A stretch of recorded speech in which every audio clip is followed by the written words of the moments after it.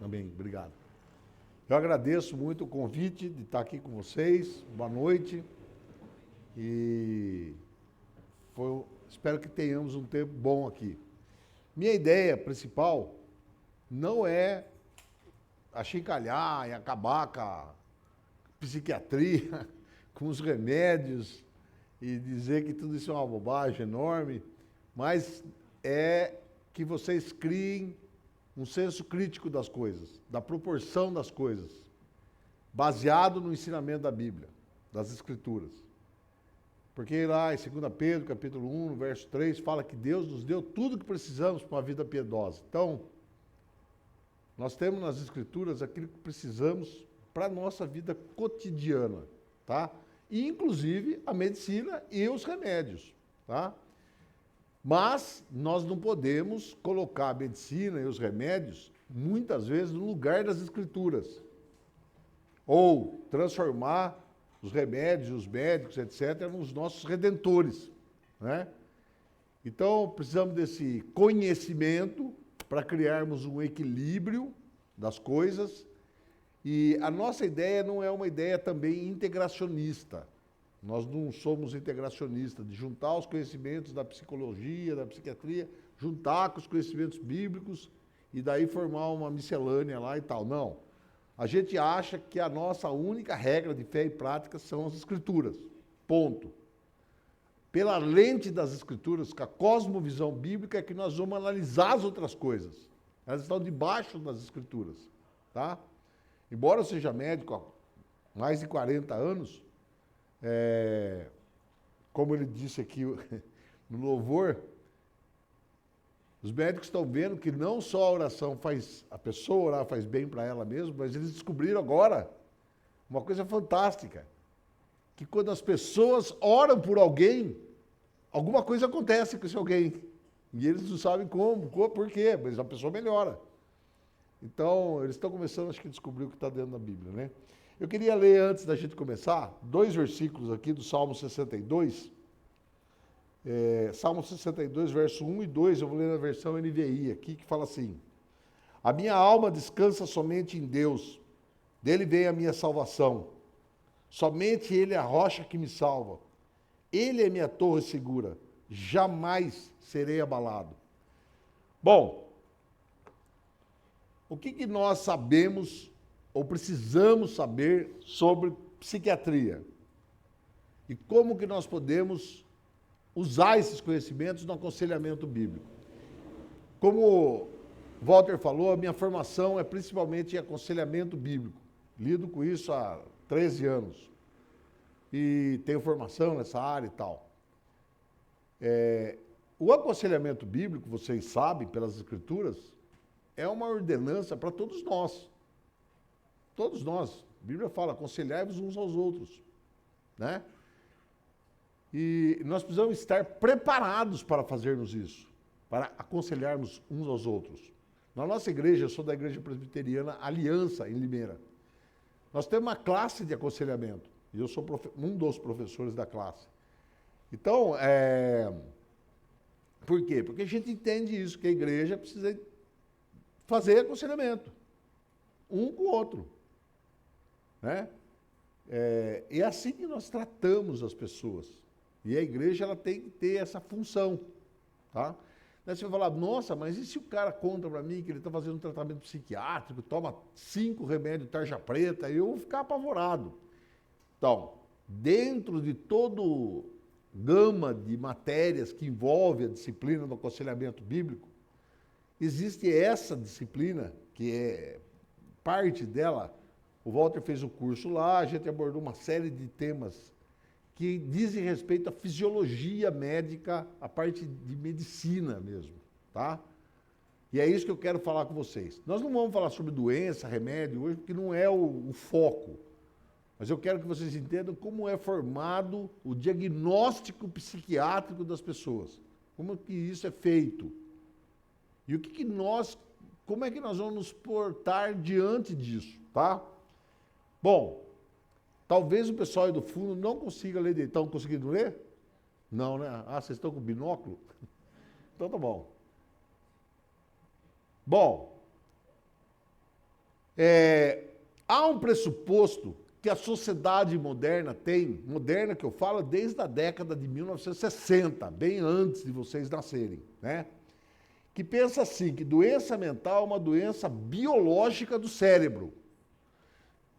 Aqui nós temos que fazer um break aqui, porque essa afirmação, ela faz sentido ou não para nós, se a gente for pensar na nossa antropologia que está dentro da nossa cabeça. Quem é o homem para nós?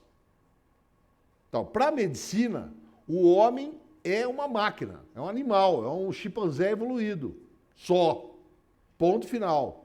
E ele morre, vai para baixo da terra, vira pó e acabou a conversa. Tá? Ele não tem mais nada, além da ossos, músculos, órgãos. E quem comanda a vida humana é o cérebro. O cérebro é o mainframe lá, o computador central lá que coordena toda a vida humana. Fome, sede, medo, os pensamentos bons, os pensamentos ruins, tudo. Então, para a medicina, não tem essa conversa de alma, espírito, coração, que é a palavra que a Bíblia mais usa. Em vez de alma, espírito, a palavra mais usada na Bíblia é a palavra coração, que ela usa quase 1000 vezes, né? E não é esse coração que ela está falando do coração no sentido espiritual mesmo. Que a gente até prefere hoje falar mais sobre substância imaterial, parte inorgânica humana, tá? Nós, crentes, achamos que nós somos compostos de uma parte material, que é essa parte física, que adoece, toma remédio, faz exercício, que a gente usa para fazer as nossas atividades, e temos uma parte imaterial, que é responsável, que executa as respostas morais que nós tomamos na nossa vida. Então, toda decisão que eu tomo, ou decisão que eu não tomo, que eu deixo de tomar, parte desse lugar, dessa região imaterial, né? E como está lá em Mateus, de onde saem os pensamentos, os homicídios, tudo de mal, da onde que sai? O que Jesus falou? Do coração. E a boca fala do que o coração está cheio. Não, a boca fala do meu raciocínio. Sim, mas o seu raciocínio é guiado pelas coisas que estão no seu coração. Por exemplo, você vê uma notícia na TV, você vai dar importância ou não para essa notícia. Isso é a epistemologia sua, né? Aquilo que você valoriza como conhecimento ou desvaloriza. Quem está falando isso para você? Quem está fazendo? Quem está em ação agora? Seu coração. Né? Ou, eu tive um sonho essa noite. Sonhei que eu ia ganhar uma loteria esportiva. O que eu penso a respeito disso? Acho que eu vou fazer um joguinho lá, porque eu sonhei, né? Ou não, isso é bobagem, não vou fazer. Quem está em ação? O coração. Então, para nós, essa visão que a doença mental é uma doença biológica, não faz sentido. Porque não tem nada da nossa biologia que não seja unificada com o nosso coração. E outra coisa, esse é um conceito também que a gente precisa começar a trabalhar um pouquinho na nossa cabeça, nós que somos crentes de verdade mesmo, né?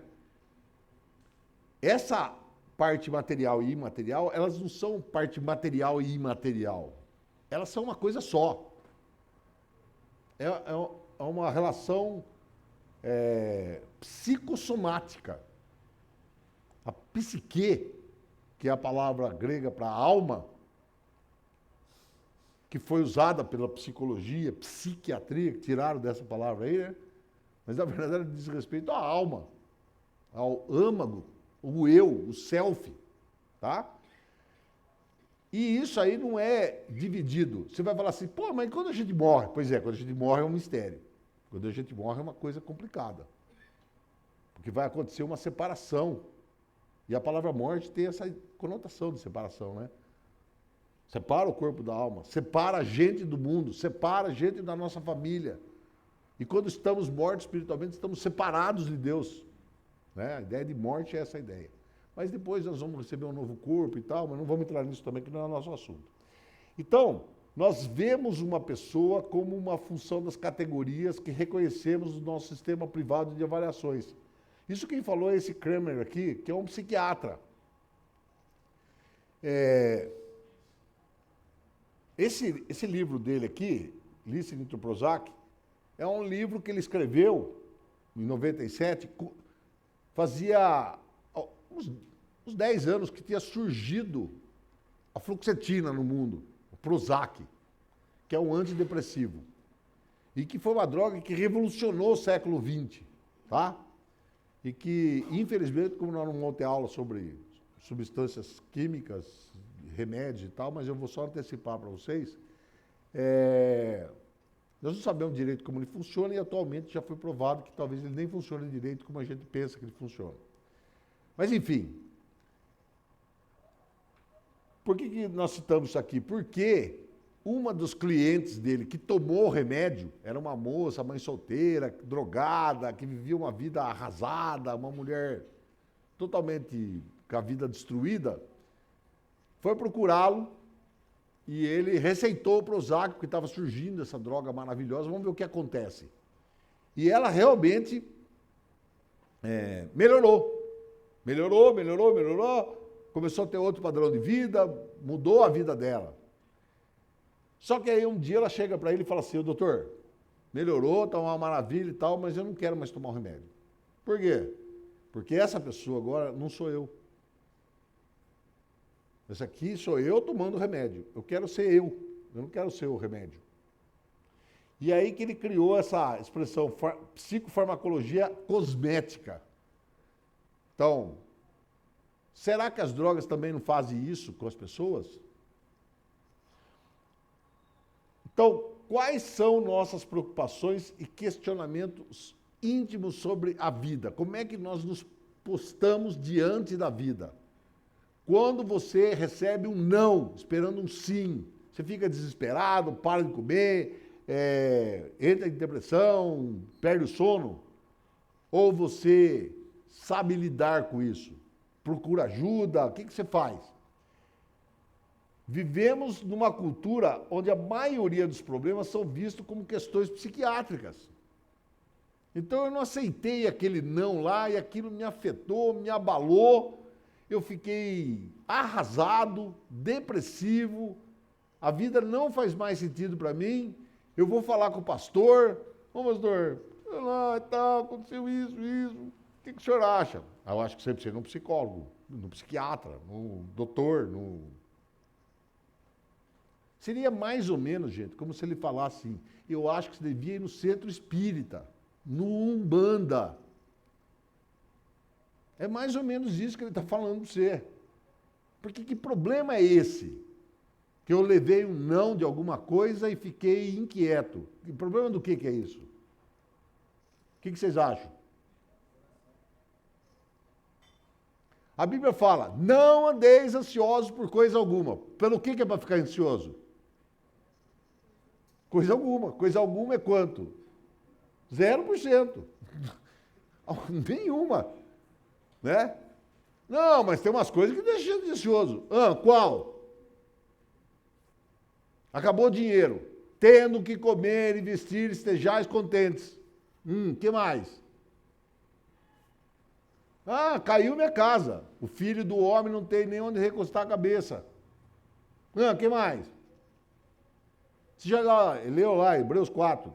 Temos um sacerdote que sabe cuidar dos nossos problemas, porque ele passou por esses problemas. Se ele passou aqui, nós também podemos passar. Não é para isso que a gente estuda a Bíblia? Portanto, é claro que existem situações onde o trauma é muito grande, ou quadros começam a acontecer de forma que nós não conseguimos explicar. E aí talvez não, é necessário que haja uma avaliação médica. Nós não estamos usando aqui a aula de antropologia, mas o primeiro slide da nossa aula de antropologia, eu falo de um homem de 50 anos que começa a ver pornografia infantil do nada. Ele nunca teve esse comportamento. começa a ver pornografia infantil, mexer com a enteada dele, que tem uns 13 anos, e começa a ir nas tias lá.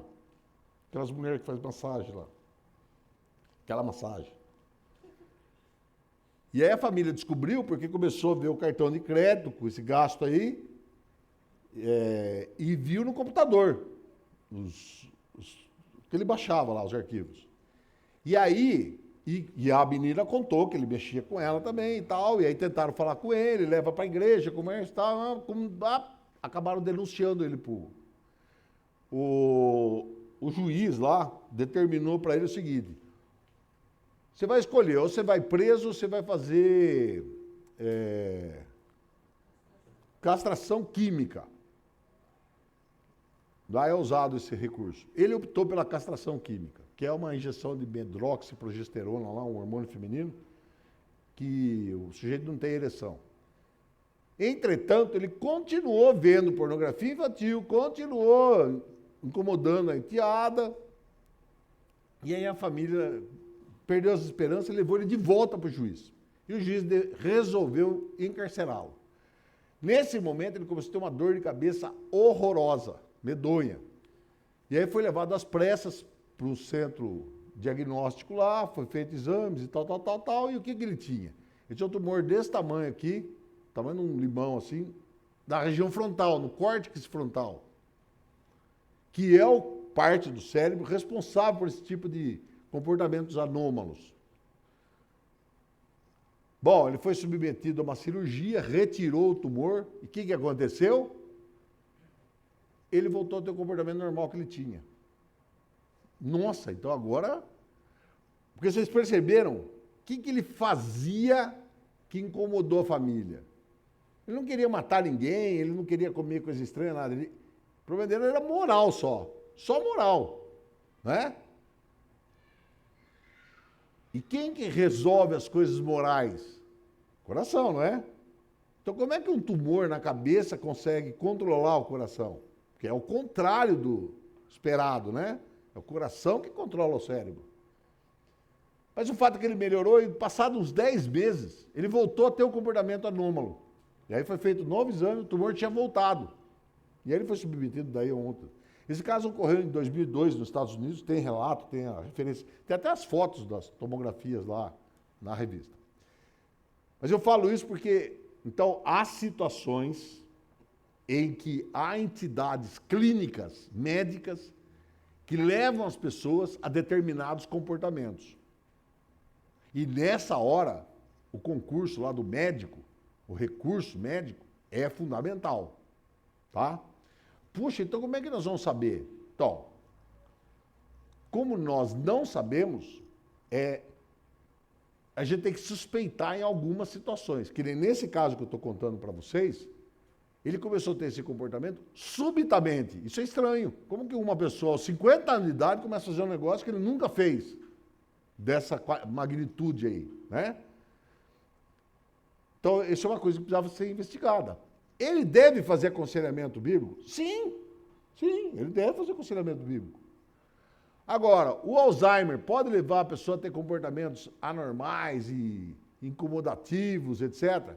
Sim, só que ela vai fazer coisas que o cérebro, pela degeneração que ele está tendo, vai ter, mas ela também vai pecar, vai fazer coisas que ele está usando o cérebro danificado para pecar. Essas coisas nós precisamos tratar biblicamente. O remédio não vai cuidar disso aqui. O remédio vai cuidar do problema do cérebro lá, tá?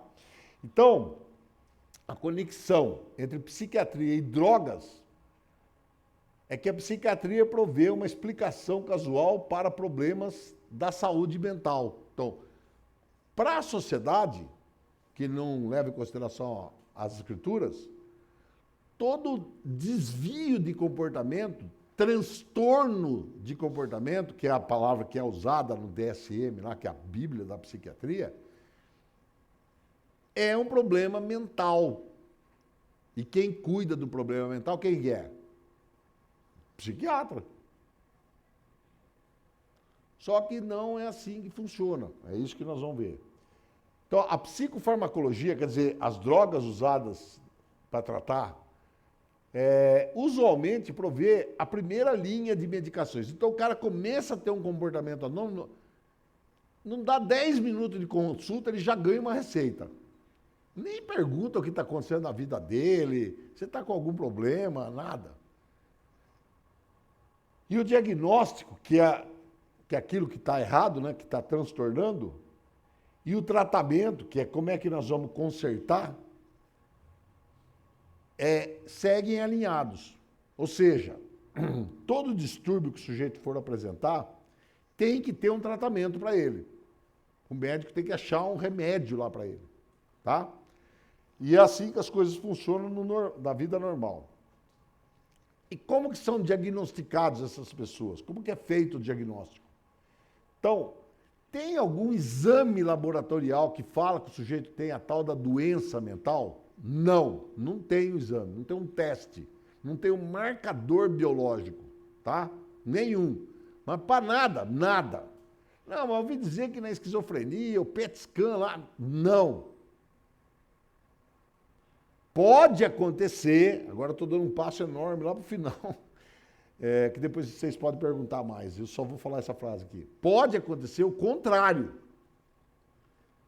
Esquizofrenia é um dos motivos, são as falsas crenças que o indivíduo vai fixando na mente dele.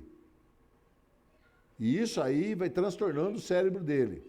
Sabe Romanos 12, 1 e 2, né? E existe um fenômeno muito bem descrito hoje em dia que se chama neuroplasticidade, onde os neurônios são moldados, remodelados, e criam-se novas vias neuronais. Então, será que isso que é visto no exame de imagem não é consequência dos pensamentos que vieram sendo, ao longo dos anos, alterados? Que modelou de outra forma o cérebro? Isso já foi demonstrado em quem é viciado em drogas, em quem é viciado em pornografia, porque tem áreas do cérebro lá que é a zona do prazer. Então, a pornografia, por exemplo, ela constrói vias mais rápidas de prazer que qualquer outra droga, por exemplo. E como o acesso é muito fácil, ela é mais viciante que a cocaína. Muito mais. O estrago é quase igual, tá? Bom, mas depois nós podemos falar sobre neuroplasticidade. Então não tem um teste. O que tem é o DSM. O DSM é uma sigla em inglês para o Manual Estatístico de Doenças Mentais e Diagnóstico, tá? A primeira edição foi em 1952. Por exemplo, nessa primeira edição, o homossexualismo era uma doença. E aí ele teve 5 edições. A última foi em 2013, que é o DSM-5, que é o que nós temos. Aliás, esse ano saiu a revisão dele, o TR, que é o texto revisado. Então nós estamos no DSM-5 TR. No DSM-3 foi a mudança. Os gays foram lá na comissão da APA, lá, que é a Sociedade Americana de Psiquiatria, que edita esse manual. Esse manual tem em português, tá? Vende, custa R$180 na Amazon, você pode comprar um para você. Aí você fica lendo lá aquele monte de diagnóstico. Ele descreve cada doença, o que a pessoa tem, o que ela sente, é uma curtição. Tem um monte de nomes engraçadíssimos. É um passatempo fantástico. Eles fizeram tanta pressão na comissão que eles tiraram como doença e passou a ser um comportamento assumido por pressão social. Tá? Então, embora toda a psiquiatria... Hoje, por causa dessas coisas, a própria psiquiatria, os psiquiatras, já não estão dando tanta atenção para esse manual. Por quê? Porque eles viram que é um manual meio político, né? Opa. Como é que descrições podem tratar esse assunto? Então, o que acontece? O sujeito senta lá na frente do psiquiatra. O que o senhor está tendo? Geralmente ele vai acompanhado de um familiar. Eu sinto isso. E o familiar, às vezes, relata também algumas coisas que o próprio paciente, às vezes, não sabe o que ele faz. Baseado nas queixas dele, então, é feito o diagnóstico. Você tem um distúrbio de personalidade, você tem um distúrbio emotivo, não sei o que lá, você está deprimido, você está ansioso, você está com esquizofrênico, você é bipolar, você é isso e aquilo. Ao dar o diagnóstico, eu disse que ele tem uma doença. Se ele tem uma doença, o que ele precisa tomar? O remédio, né? Entretanto, aí já tem uma falha grande. No século XIX, no meio do século XIX, tem um sujeito lá chamado Virchow, que era um médico pesquisador. Ele descobriu e fez um enunciado que todas as doenças orgânicas do corpo são resultado do adoecimento celular. Alguma célula sofreu algum processo anômalo. Ou ela se modificou por causa de uma alteração na gênese dela, da duplicação, e aquilo é um tumor, é um câncer. Ou ela está desidratada, ou ela está inflamada, ou ela está infeccionada. Basicamente, são esses processos patológicos que ocorrem nas células. Aquelas células ficam doentes e vão prejudicar aquele órgão lá. Então, seja o pulmão, o rim, o fígado, o coração, o cérebro, qualquer lugar. A garganta, o nariz, tá? A pele. Então, as doenças, elas têm o foco primário está no mau funcionamento das células daquele órgão ali afetado. Se você pegar o sujeito lá com pneumonia e pegar um pedaço do pulmão dele e for examinar, você vai ver lá a infecção ocorrendo e tal, as coisas acontecendo. Na doença mental, nós não temos isso. Não tem isso. Não tem como arrancar um pedaço do cérebro, mesmo que tivesse. Você não vai ver nada. Você não vai ver nada. Está tudo normal. É mais ou menos como disse um psiquiatra, que eu acho muito engraçada essa história. Tem um psiquiatra, ele é húngaro, chama-se Thomas Szasz. Szasz é S-Z-A-S-Z, tá? Esse camarada foi chefe do departamento de psiquiatria da Universidade de Nova York. Depois que ele escreveu alguns livros, como O Mito da Doença Mental, Psiquiatria, a Doença das Mentiras e outros livros, ele foi expulso da universidade. E ele morreu em 77, 1977, por aí. Mas nesse livro de 1956, que se chama O Mito da Doença Mental, que é um livro sensacional para ler, ele logo no começo do livro, ele fala um negócio interessantíssimo. Ele fala, chamar essas alterações comportamentais de doença mental é mais ou menos como o seguinte, o sujeito compra uma televisão, 0 bala, passa 2 meses, ele pega a TV e leva lá naquele homem lá que conserta a televisão lá, um consertador de TV lá, né? Ô, meu amigo, o que está acontecendo? Está com chuvisco? O som está ruim? O que é? Não, a televisão pega bem, está tudo certinho. É que a programação que passa é muito ruim, péssima. Aí o cara da loja vai falar, você está com problema. Porque a programação é um problema da emissora, não é da TV. A TV capta só o sinal, né? É mais ou menos isso. A mente, ela não pertence propriamente ao cérebro. A nossa mente pertence ao nosso coração. Aliás, a Bíblia, várias vezes, usa a palavra mente como sinônimo de alma. Tá? Na terminologia secular, mente é algo mental, mentalização, cerebral, né? Mas na Bíblia, quando você lê lá, em várias passagens, mente está se referindo àquela substância, àquela parte imaterial, inorgânica, né? Bom, então, como que meras descrições vão fazer diagnóstico das coisas? Por exemplo, Para o sujeito falar que ele tem depressão, ele tem uma lista lá de 10 coisas. Se ele tiver menos que 4, ele tem depressão menor. E se ele tiver mais que 5, ele tem depressão maior. Uma depressãozinha e uma depressão zona. Se você pegar a lista para ver lá, você vai falar assim, ixi, tem um monte dessas coisas aí. Porque tem lá desânimo, adinamia, falta de vontade, procrastinação, blá, blá, blá. Percebe? Então, não há um exame que confirme aquele diagnóstico. Bom, e a psiquiatria, calcada nesses pilares que eu estou falando aí para vocês, ela teve uma evolução histórica. Ela surgiu lá no meio do século XIX, um tal de Emil Kraepelin. Ele firmou os fundamentos psiquiátricos. Para vocês terem uma ideia, quando ele firmou esses fundamentos, ele falava que distúrbio bipolar, mania, né, do distúrbio bipolar e esquizofrenia era a mesma coisa, para vocês terem uma ideia.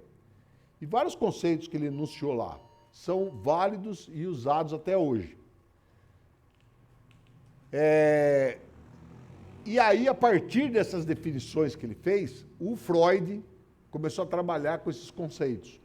E usando hipnose, etc. e tal, ele fundou a primeira escola da psiquiatria, que é a psiquiatria psicodinâmica. Ou seja,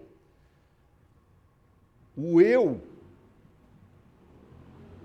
de acordo com o meio ambiente, com a herança genética, com a criação que o sujeito teve, a educação formal ou informal, é que causaram traumas nele, e aí ele desenvolve esses quadros. Tá? Então, era a vivencialidade da pessoa que alterava o comportamento dela. E isso ficou válido até mais ou menos 1950, tá? Inclusive começaram a fazer várias experiências com camundongo, cachorro, gato, etc., para provar que o reforço positivo ou o reforço negativo alterava as decisões de bichos e de pessoas. Aí surgiu o comportamento, a escola behaviorista, surgiu um monte de escolas, tá? Tentando explicar esses fenômenos. Um monte. O Freud foi o primeiro, mas depois veio o Jung, o Adler, e aí veio uma sequência de um monte de gente, tá? Até que chegou em 1950, a indústria farmacêutica percebeu o seguinte: e se nós mostrarmos que esses comportamentos são devido a alterações bioquímicas na cachola das pessoas? As pessoas vão ter que tomar remédio daí para consertar. E não fazer essas terapias freudianas e junguianas e etc. Percebe o que está acontecendo? E aí surgiu a tal da psiquiatria biológica, que é o reino que nós vivemos hoje. Nós ficamos chateados, magoados, emburrados, porque os nossos neurotransmissores variaram, está com pouca serotonina na cachola, ou está com muita dopamina, ou está com não sei o que lá, por isso que eu estou assim. Então eu preciso de um remédio que conserte esse treco aí. Certo? Então nós temos essas duas escolas. E essa segunda escola, o que aconteceu? Encheu o bolso da indústria farmacêutica. Encheu não é o que vocês estão pensando, não. Multiplica por uns 2 milhões o que vocês pensaram, tá? É muita grana, tá? A ponto de financiar eleição de presidente da República e financiar um monte de coisa, tá? Essas certezas que várias pessoas têm são certezas que foram compradas, tá? Bom, e o aconselhamento bíblico, onde é que ele foi parar? Bom, por exemplo, na Segunda Guerra, os caras voltavam da Segunda Guerra com aquele diagnóstico de psicose pós-traumática. E ele ia procurar o pastor. Bom, pastor, eu fui para a guerra, aqueles tiros, aquelas bombas, eu não consigo mais dormir, meu coração acelera, eu não consigo comer, me dá náusea, eu estou desesperado. E o pastor não sabia o que fazer. Falava o que para ele? Vai procurar o psiquiatra. E o psiquiatra também não sabia muito o que fazer, né? Porque também não tinha muito o que fazer. Até que surgiram os remédios. Ó, meu filho, você vai tomar isso aqui, você vai ficar bonzinho. Ou vai dormir o dia inteiro. Pronto, aí ficou bom. Tá vendo? Agora você não fica mais preocupado. Então, essa mudança desse paradigma jogou não só a igreja para escanteio, como jogou algumas correntes psicológicas de escanteio também. A ponto de 1960 começou o império da biopsiquiatria, tá? Então, o que está por trás dos sintomas?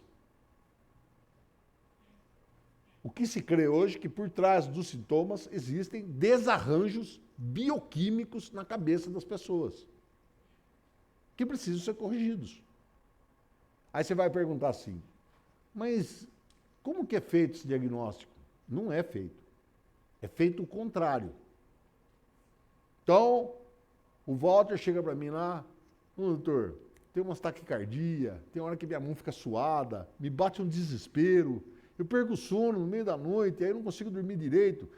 Vocês, só para já ir encaminhando o assunto, sono irregular é a principal causa desses desarranjos mentais, tá? Principal causa. E isso está, sabe onde? Para surpresa de todos? Onde que está? Na Bíblia. Certo? Bom, aí ele fala tudo isso para mim. Sem eu fazer nenhum exame, falo para ele assim, você está com síndrome do pânico. Eu vou dar esse negócio aqui para você. E aí ele melhora. Pronto, ficou provado o quê?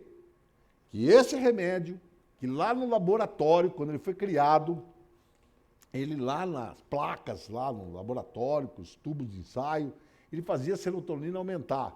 E no macaco, cachorro, gato, camundongo também. Bom, se ele aumenta lá para aquelas coisas lá, com certeza vai aumentar para ele também. O que é uma associação indevida, né? Porque nós somos cachorro, gato e macaco evoluído. Nós somos isso. Bom, se nós somos isso, tem que jogar as Bíblias tudo fora. Agora, já. Ou arrancar pelo menos Gênesis da Bíblia, certo? Não tem cabimento eu fazer uma experiência com o cachorro e dizer que eu sou igual ao cachorro. Não tem sentido. E assim é que essas coisas foram provadas. Percebeu a inversão do negócio? Como ele melhora com esse remédio, que lá no cachorro, gato e tubo de ensaio faz isso, é isso que está errado com ele. É como dizia um amigo meu essa semana, nós estávamos num congresso lá em Brasília, achei super legal o que ele falou. Quando você está com uma baita dor de cabeça, é deficiência do que o seu organismo tem? Deficiência do quê? É os níveis do que está baixo no seu corpo? O que vocês acham?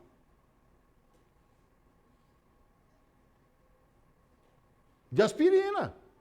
Porque você toma aspirina, melhora. Então, estava baixo o nível, você tomou, passou. Era a aspirina que estava baixo.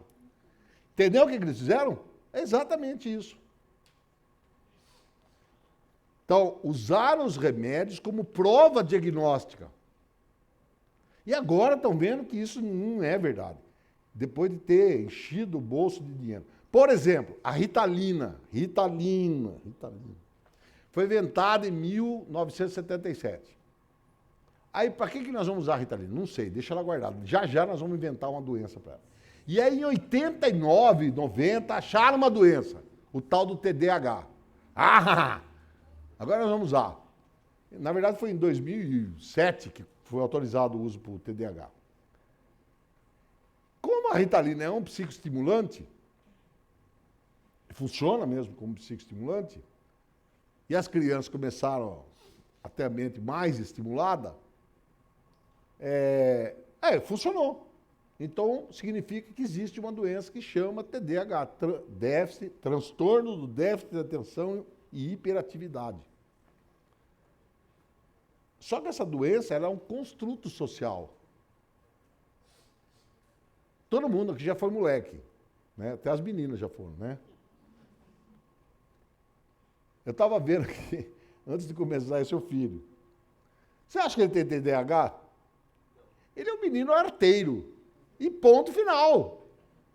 Se ele ficar sentadinho, quietinho no banco aí, eu ia chamar você e falar, olha, esse menino tem problema.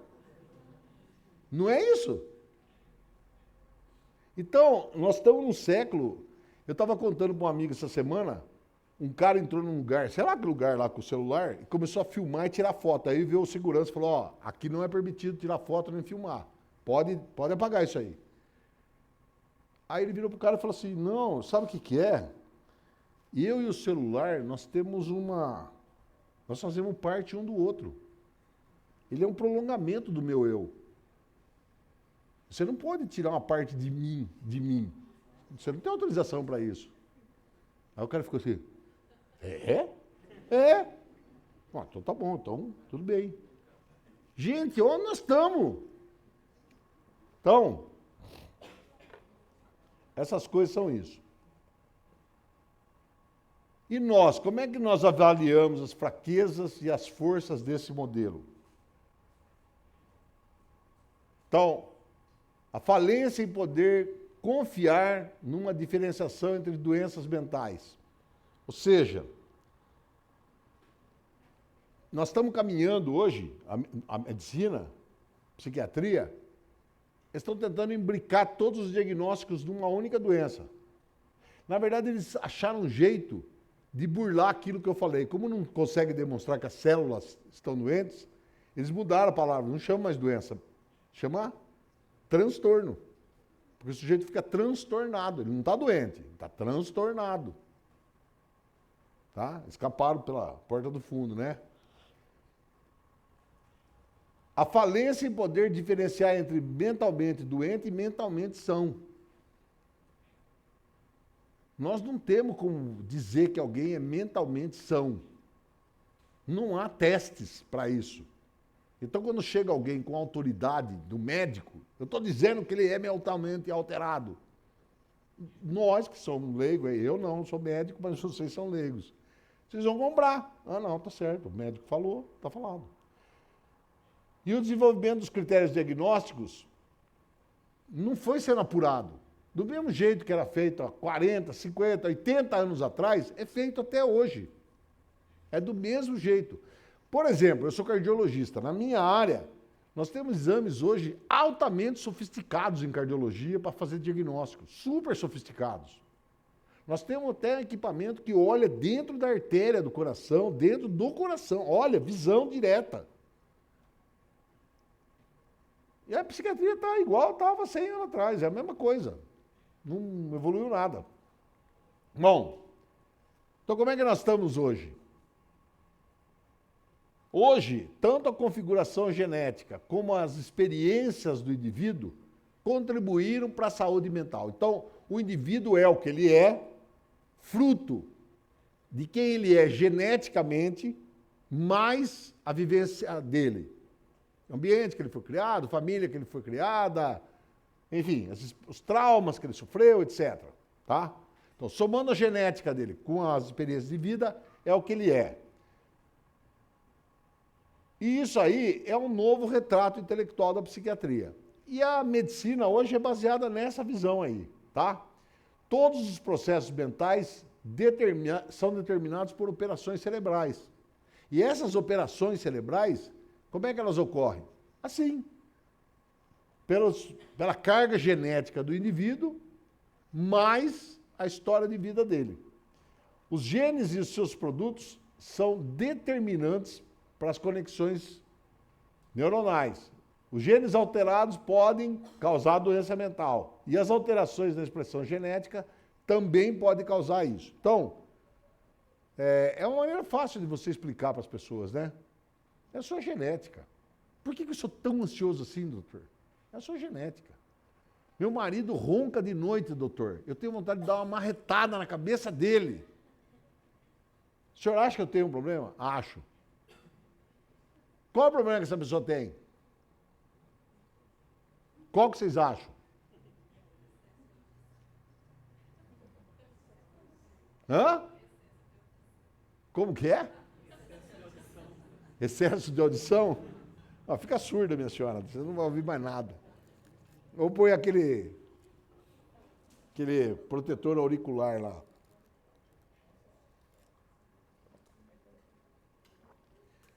Não existe pecado.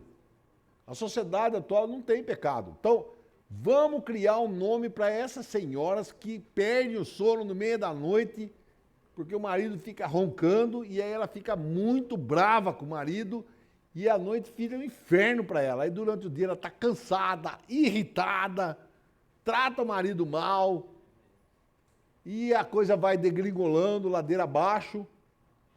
Aí o que o médico faz para ela? Isso! Dá um calmante bem forte, que ela durma tão profundo a ponto de não ouvir o ronco. Ela quase fica anestesiada na cama. E aí está resolvido o problema. Né? Ela não é irada, isso aí não existe. Ira, angústia e outras coisas mais, impaciência, isso não existe. Né? O problema é querer dar marretada no marido. Então, os diagnósticos psiquiátricos, presta atenção nessa frase, são descrições e não explanações. Eles descrevem o comportamento, mas não explicam o que está acontecendo. Então, sujeito que pouca vontade de continuar trabalhando, pouca vontade de sair da cama, tristeza profunda, lassidão, ganho excessivo de peso ou perda excessiva de peso, dormir demais ou dormir de menos, pronto, você está com depressão. Caiu na listinha lá, fechou e acabou. E a depressão é causada pelo quê? Pela baixa da serotonina. E o que nós vamos tomar? Um remédio que segura a serotonina lá na terminação nervosa. E pronto. Agora, a Bíblia fala, nós não vamos entrar nos capítulos, nos versículos, porque o tempo nosso aqui é muito curto. Mas tem várias passagens na Bíblia, acredite em mim, e aí o pastor pode ajudar vocês, que falam que o espírito está abatido, minha alma está abatida. Provérbios fala que o coração deprimido, é difícil levantar um homem que tem o coração deprimido. Certo? A Bíblia trata disso. Ela fala que existe depressão, estado depressivo. Ela reconhece que o homem tem isso, que a gente se abala, fica abatido, rosto descaído, né? Mas qual é a causa disso?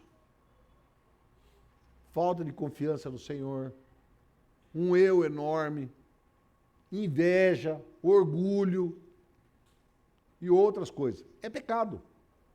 Esse é o problema. Mas o indivíduo está sofrendo. Sim, ele está sofrendo. Eu não estou dizendo que ele não está sofrendo.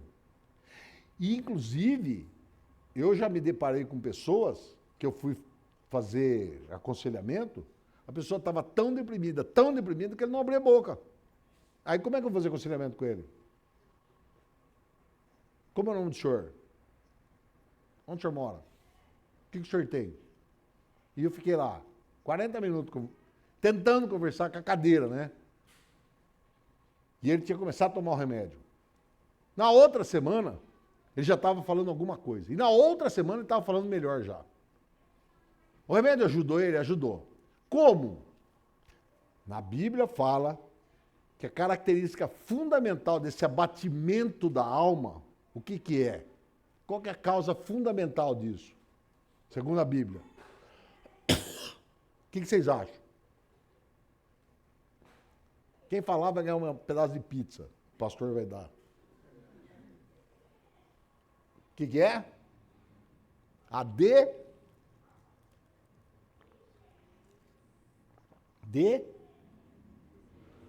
desesperança. É a desesperança. O que é o desespero? É quando suas bases, a continuação daquilo que você vinha fazendo acabou para você. Você não sabe para onde ir, tiraram seus pés.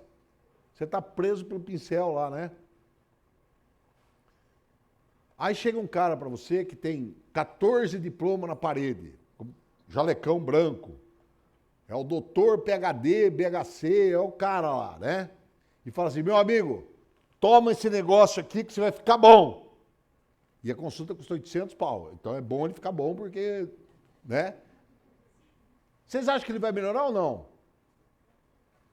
Vai. Porque algo tinha que devolver esperança para ele. E aí ele toma aquele negócio, você vai falar, opa, mas pera um pouquinho, isso aí é o tal do efeito placebo. Isso! Tanto é que tem trabalhos provando que erva de São João e fluoxetina consegue os mesmos benefícios. Então, algo que devolva a esperança para esse depressivo. Ah, mas tem cara que tem alucinação, delírio. Isso, tem mesmo, tem mesmo. E aí, quando ele está naquele auge, daquela euforia, aquele negócio, não dá também para conversar. Não dá mesmo. E aí tem que usar alguns remédios que aquieta ele. E isso tem mesmo. Mas isso não vai tratá-lo, vai apenas aquietá-lo. Quem vai tratar ele é o Espírito Santo. Por isso que a gente sempre fala no aconselhamento bíblico, e o Walter está sendo treinado para isso, a sessão do aconselhamento é sempre em 3. Sempre está lá o conselheiro, o aconselhado e o Santo Espírito. O conselheiro, ele não faz nada. Ele é apenas um instrumento, mais nada. Eu costumo comparar lá, o cara ganhou o prêmio Nobel, escritor, escreveu um livro lá, ganhou o prêmio Nobel de literatura. E a caneta, hoje não usa mais caneta, né? Computador. E o computador que ele usou para escrever o livro, ganha o quê? Não ganha nada. Não ganha nada. O livro vai ficar lá, vai virar um best-seller. O sujeito vai ser reconhecido. E o instrumento que ele usou para escrever não ganha nada, foi um mero instrumento. E é o que nós somos. Nós todos aqui somos instrumentos nas mãos do nosso Redentor. É isso que nós temos que orar para ser. E temos que lutar para ser. Agora, nós precisamos ter algum conhecimento. Principalmente das Escrituras, em primeiro lugar. Em segundo lugar, temos que orar muito. Porque isso demonstra a nossa confiança nesse Espírito que está ministrando. Então a gente tem que chegar com humildade, bola baixa. Terceiro, respeitar o sofrimento da pessoa. Porque, não, mas não é nada isso aí é só pecado. Não, não é assim. Ele está sofrendo. Agora imagina o cara está sofrendo. Ah, você está com síndrome de pânico? Você é um pecador, cara. Você vai para o inferno. Nós estamos ajudando bastante, né? Não é assim, tá? Então nós temos que ver por que está tendo isso. O que está acontecendo com você? Me conta do seu dia a dia. Pô, mas isso vai levar tempo. Vai. Eu tinha um professor nos Estados Unidos que ele falava sempre o seguinte. Nós temos que parar na igreja com essa história assim. E aí, Walter, beleza, né? Tudo bem, né? Tranquilo e tal. Tá, tchau, hein? Até, hein? Não é isso que a gente faz? Não me conte nada. Eu não quero perder tempo ouvindo o que você tem para me falar. Nós temos que sentar do lado da pessoa, no banco, e falar. Tudo bem com você? Como é que está a família? E o emprego? E a sua vida?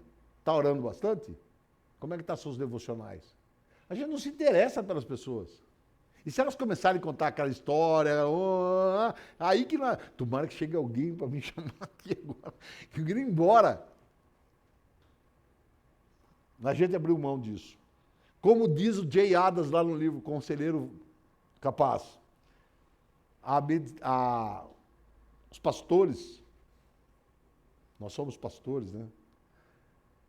Venderam sua primogenitura no aconselhamento por um prato de lentilhas para o psiquiatra.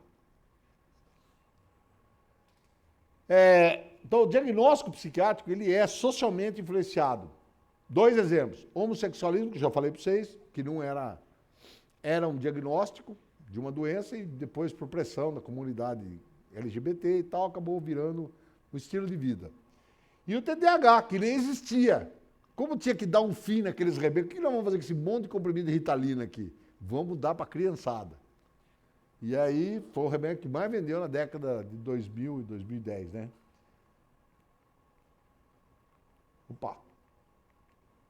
Empacou aqui. Aqui. Eita!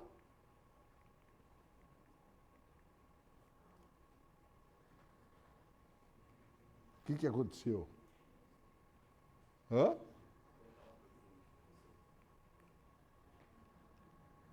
Agora foi, né? Ah, outra coisa. Existe também o fenômeno penumbra. O que é isso? É aquele camarada que ele não está nem com toda aquela lista de sintomas bem estipulada para o médico, mas ele tem algumas alterações. E agora, o que nós vamos fazer com esse caso? Bom, para a gente não correr o risco de errar, vamos dar remédio, né? Então, um exemplo disso é o que eu falei, os níveis de depressão. Então, tem uma tabela lá, tem 10 itens, mas ele se encaixa só em 3 ou 4. Então, a depressão menor. Então, depressão menor, a gente usa esse remedinho aqui, que é um pouco mais fraco. E depressão maior, a gente usa esse outro aqui. Na verdade, o remédio é igual, tá? Mas ele não sai de lá sem uma receitinha, né? Aqui são alguns exemplos de diagnósticos que foram sendo criados ao longo dos anos. Vocês não devem conhecer esse filme aqui porque ele é meio antigo, é do Kevin Costner, que chama Campo dos Sonhos. Ele é um treinador de beisebol. E ele sonha, ele constrói num milharal que tinha lá onde ele, no sítio, fazenda lá que ele tinha, ele constrói um campo de beisebol e imagina que os craques do passado iam vir jogar de novo e tal, ele sonha com isso. E a psiquiatria é mais ou menos assim, surgiu lá alguma conversa, vamos botar um rótulo nisso aí.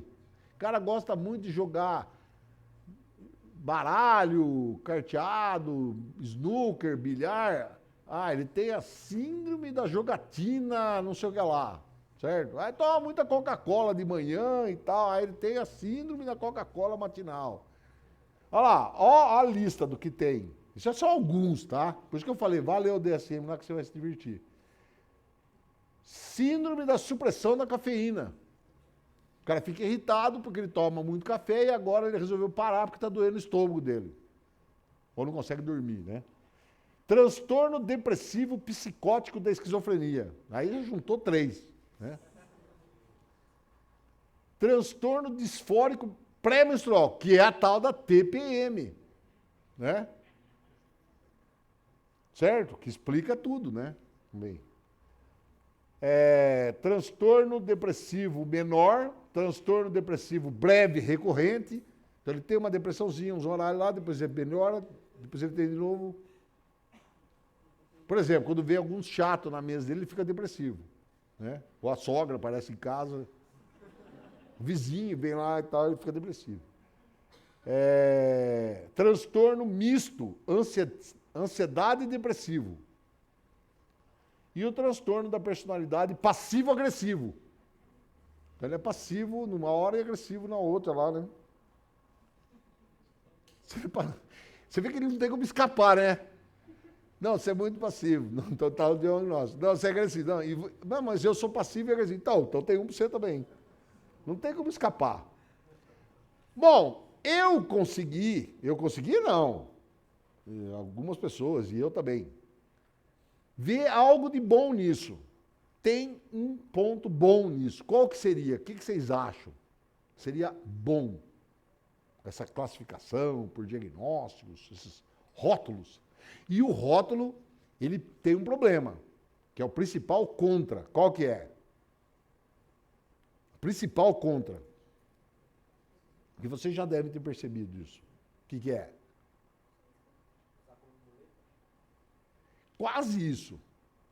É mais ou menos nessa linha. O rótulo passa a ser a identidade dele. Então ele chega para você, prazer, eu sou bipolar, meu nome é Aldo, o bipolar vem antes do nome, né? Não é assim? Ou seja, ele incorporou aquilo. Eu sou bipolar. Eu sou, é o que eu sou. Eu não sou um ser humano. Não sou nem uma pessoa, inclusive. Sou bipolar. Tá? Esse é o principal contra, né? Tem outros contras, mas esse é o principal. Mas, você fala, mas não tem nenhum pró. Tem. O pró é que como esses diagnósticos foram feitos por uma lista de sintomas, se ele sentar do seu lado aí na igreja e falar, irmão, foi me dado o diagnóstico dessa lista aí, vai, qualquer um deles lá. Ou outro qualquer. Eu fui no doutor lá, ele falou que eu tô com isso aqui não tem cura, rapaz. Você, que não é tonto nem nada, certo? O que você vai fazer? Eu não sei o que é isso. Falei, irmão, pera um pouquinho aí, já venho. Vai ali. Ah, entendi. Bom, porque se foi dado esse diagnóstico para ele, ele tem uma listinha de sintomas. Você já vai saber o que é o problema dele. Porque padronizou. Então isso é uma coisa boa. Quando você fala que fulano está depressivo, que ele está bipolar, que ele está esquizofrênico, você já sabe o que ele tem. Tá? É a única coisa boa que eu consigo ver nisso. Eita. Acabou. E agora? Abordagem bíblica. Então o que nós vamos fazer? Problemas psiquiátricos estão na interseção coração e corpo. Por quê? Porque existem alterações de comportamento que são causadas por distúrbios físicos. Por exemplo, uma pessoa que é animada para o trabalho e tal, de repente ela começa a ficar lenta, lerda, sem vontade de sair da cama, você acha que ela está com depressão, mas ela pode estar com anemia, ela pode estar com hipotireoidismo e com outras coisas. Por isso, ela deveria passar numa avaliação médica e fazer aconselhamento. Tá? Devido a haver sempre um componente espiritual, não necessariamente pecado, porque nós não podemos cair no erro dos amigões lá do Jó. Vocês lembram dos amigões do Jó lá? Tem uns amigos daquele lá, você não precisa ter inimigo, né? O que eles falavam do Jó? Você está assim porque você pecou. Você não vale nada, cara. Não, a pessoa pode estar sofrendo e não é por causa de um pecado. Por exemplo, eu já conversei com gente que ela acha que a vida não lhe sorri. E ela começa a relatar coisas ruins que aconteceram, e é verdade, aconteceram mesmo. Aí você fala, cara, não é possível. Tudo acontece com esse cara. Né? Mas e aí? Deus é maior que tudo isso. Só em Deus eu vou confiar. Né? Então, sempre nós podemos falar a essas pessoas. Esteja sensível a potenciais influências da pressão do corpo. Por exemplo, Dona Cotinha, que tem 80 anos. Na Igreja Batista não tem SAF, né?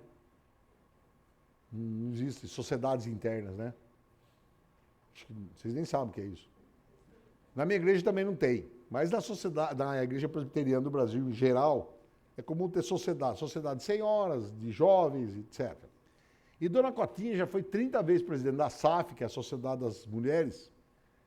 Ela vai ser canonizada em vida, porque ela é uma santa. Aí ela ganha uma artrose, osteoartrose. Dói tudo, até o cabelo dela dói. O dia inteiro, todo dia. Você já teve dor contínua? Todos os dias? É horrível, não é? Você não vê a hora que aquilo acabe. Só que no caso dela, não vai acabar. Mesmo que ela tome não sei o que lá, sim. Mesmo que ela tome não sei o que lá, mas não sei o que lá, mas não sei o que lá. Vai doer. E Dona Cotinha, que era uma santa, que é uma santa, mas agora ela começou a resmungar. Agora ela começou a murmurar. E ela até de vez em quando solta os palavrões. E as irmãs ficam assim, né? Nossa, Cotinha, nem sabia que você falava essas coisas. Né? Por quê? Porque tira a gente do sério certas coisas. Isso é uma boa desculpa? Não, não é uma boa desculpa. Mas nós somos falhos, pecadores, e caídos, né? E vivemos no mundo caído. Então nós precisamos ajudar esses irmãos que sofrem com essas coisas, né? Problemas e diagnósticos psiquiátricos terão mais ou menos influência biológica. Então, aquilo que eu falei, o sujeito pode ter uma doença orgânica que altera o comportamento dele. Dependendo da severidade dos sintomas, nós vamos ter que usar remédio. Sim. Mas sempre se lembrar do coração. Sempre. Mesmo que ele tenha uma explicação para aquilo lá.